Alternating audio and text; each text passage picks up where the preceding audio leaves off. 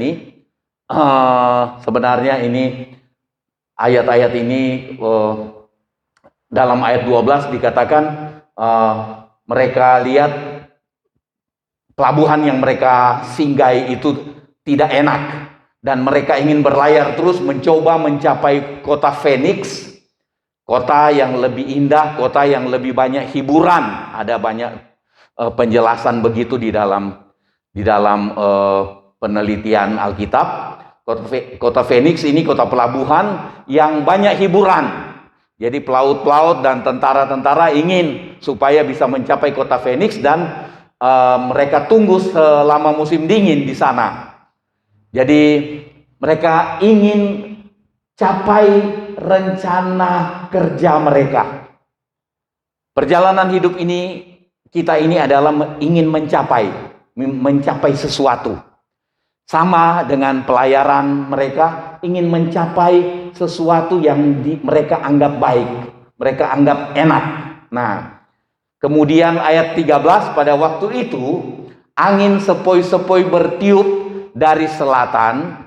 Mereka menyangka bahwa maksud mereka sudah tentu akan tercapai. Ini biasa manusia. Banyak kali kita menyangka kita akan capai apa yang kita inginkan, rindukan, karena sudah melalui perencanaan, sudah melalui, dan kita berdasarkan kemampuan dan pengalaman. Maka kita anggap akan tercapai. Jadi mereka bikin keputusan, melangkah. Nah, itu ayat top, ayat yang menopang poin yang kedua tadi. Kemudian kita lihat, setelah mereka lakukan keputusan itu, mereka sangka mereka akan alami keberhasilan, bisa mencapai kota Phoenix, pelabuhan di Phoenix. Yang ketiga kita lihat, mereka alami kesukaran karena keputusan yang salah, mengabaikan peringatan, dan mereka bikin keputusan berdasarkan kemampuan dan pengalaman.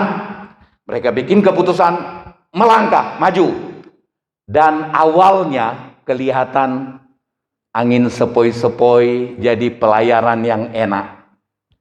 Mereka sangka akan berhasil.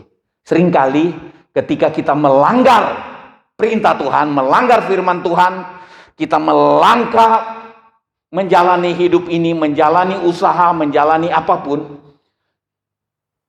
mengabaikan firman Tuhan, seringkali diawali dengan langkah yang kelihatannya mulus, kelihatannya bagus, dan kita sangka saya akan berhasil.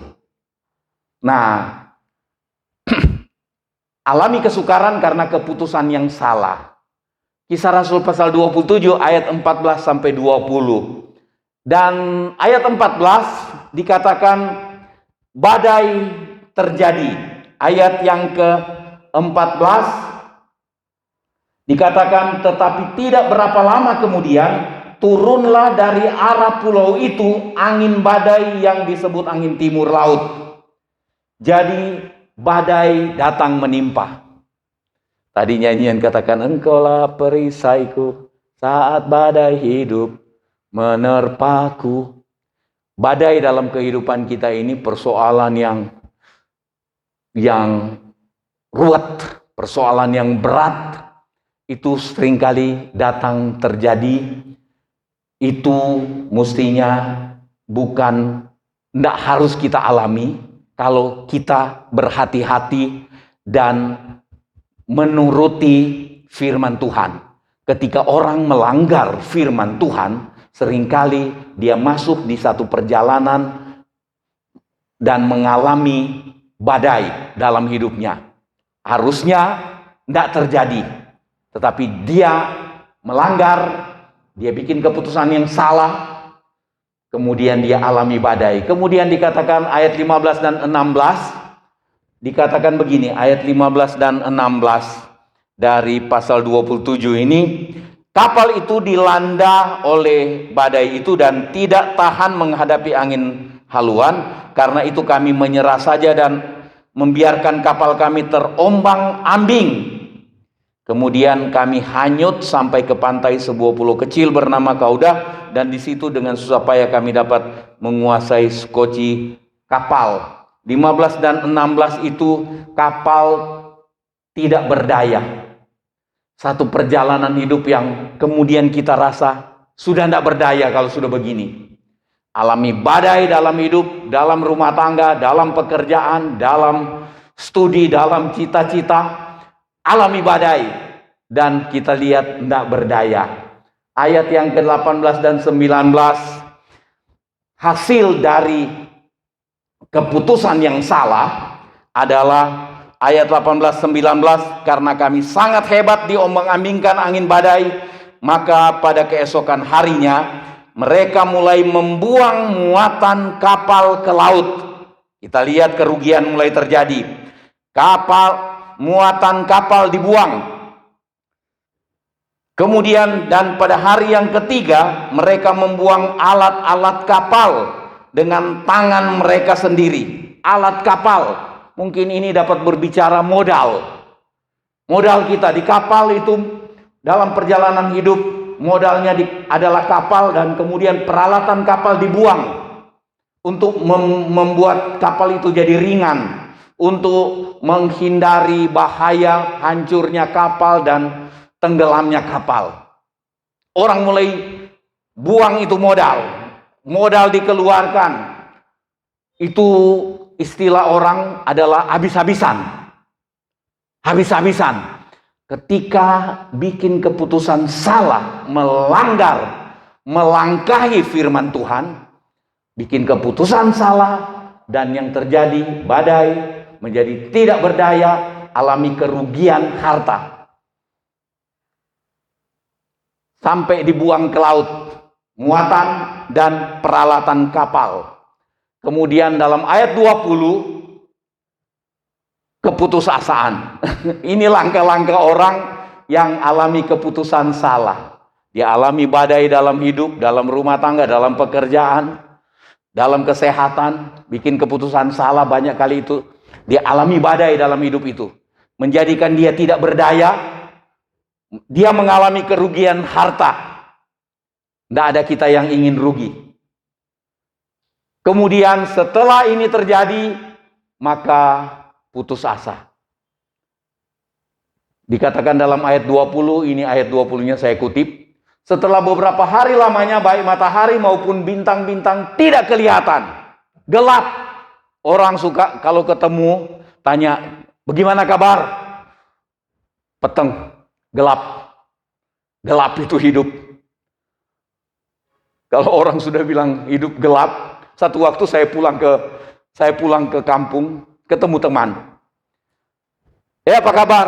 Dia bilang, gelap. Usahanya hancur. Terus dia bilang gelap. Ditanya selalu tinggal begini. Putus asa. Terus dia punya cara, ya dia minum minuman asli Manado yang bikin fly. Cap tikus. Bukan dari tikus, tapi dari aren. Jadi tua, bikin orang mabok. Karena putus asa, dia larinya ke alkohol. Dia bilang, hidup ini gelap. Matahari maupun bintang-bintang tidak kelihatan. Kalau matahari berarti siang, matahari tidak kelihatan, badai.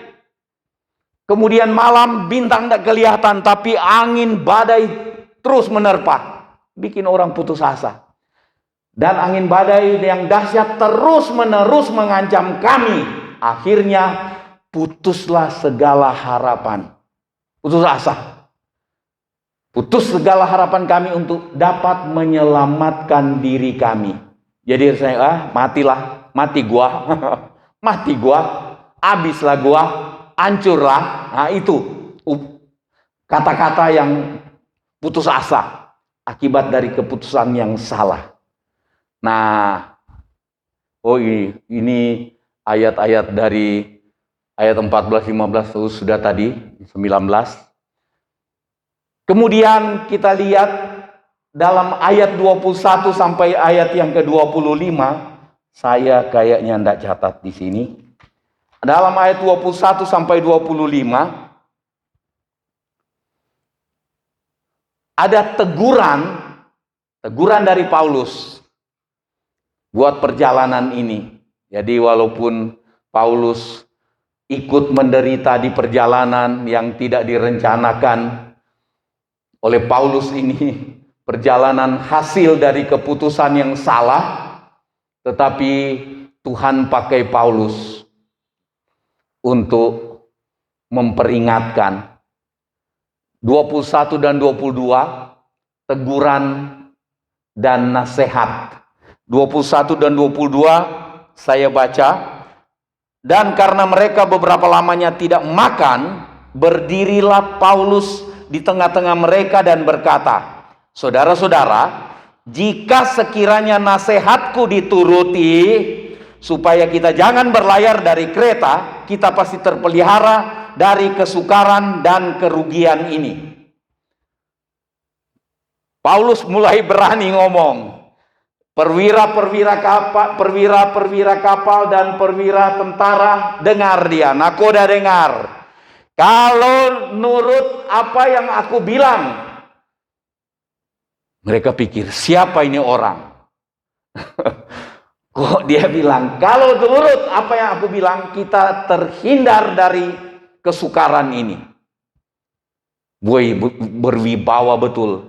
Orang yang berdiri di atas kebenaran firman, dia berwibawa untuk memberitahu, mengatasi kemampuan dan pengalaman, mengatasi pengetahuannya nakoda dan pengalamannya nakoda.